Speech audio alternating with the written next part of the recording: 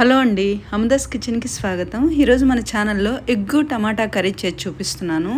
చాలా ఈజీగా ఎంతో టేస్టీగా అనమాట. ఇది మీరు ఇంట్లో తప్పనిసరిగా ట్రై చేయాల్సిన కర్రీ అనమాట. ముందుగా నేను ఒక 6 గుడ్లు అనేవి ఇలా తీసుకుని నీట్గా కడిగి వీటిని 10 నుంచి 12 నిమిషాలు చక్కగా మీడియం మంట మీద ఉడికించండి. కాస్త సాల్ట్ తీసుకోండి.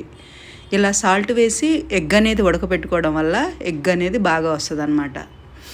ఎగ్ ఉడికించి పక్కనుంచిన తర్వాత ఎగ్గును చక్కగా వేయించడానికి కళాయిలో కాస్త ఆయిల్ వేసుకుని చక్కగా మనం ఉడికించిన ఎగ్గును కదా ఎర్రగా వేపండి. ఈ కర్రీకి ఎగ్స్ అనేవి ఇలా వేయించి తీసుకోవడం వల్ల కర్రీ అనేది చాలా చాలా టేస్ట్ ఉంటుంది, చాలా బాగుంటుంది.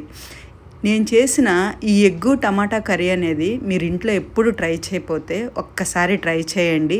ఎంతో ఈజీగా అయిపోతుంది. ఉదయం లంచ్ బాక్స్లోకి చిటికలో చేసేయచ్చు అనమాట.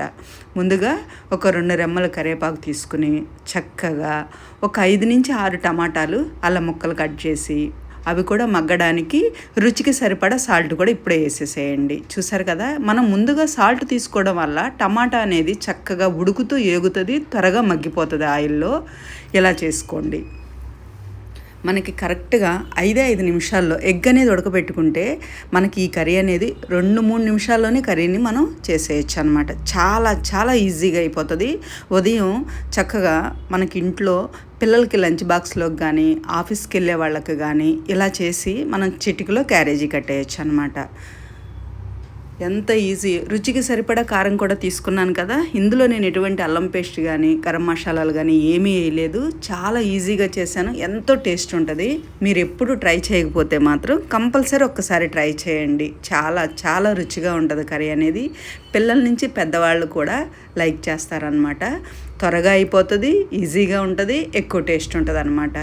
మీరు కానీ ఈ కర్రీ ఒక్కసారి ట్రై చేశారంటే ఇంట్లో పదే పదే ఇదే కర్రీ రిపీట్గా చేసుకోవచ్చు. అంత రుచిగా ఉంటుంది. మీరు కానీ ఒక్కసారి ట్రై చేయండి. నేను చేసిన ఈ టమాటా ఎగ్ కర్రీ అనేది మాత్రం మీకు కానీ నచ్చినట్లయితే ఇంట్లో మీరు ట్రై చేసి మీకు ఎలా వచ్చిందో మన అమదాస్ కిచెన్లో కామెంట్ చేయడం తప్పనిసరిగా మర్చిపోవద్దు. నేను చేసిన ఈ కర్రీ అనేది మీకు నచ్చినట్లయితే మన అమదాస్ కిచెన్ మాత్రం తప్పనిసరిగా సబ్స్క్రైబ్ చేసుకోండి. ఎందుకంటే నేను చేసిన ఈ కర్రీ అంత బాగుంటుంది అనమాట. కంపల్సరీ ఇంట్లో ట్రై చేయండి.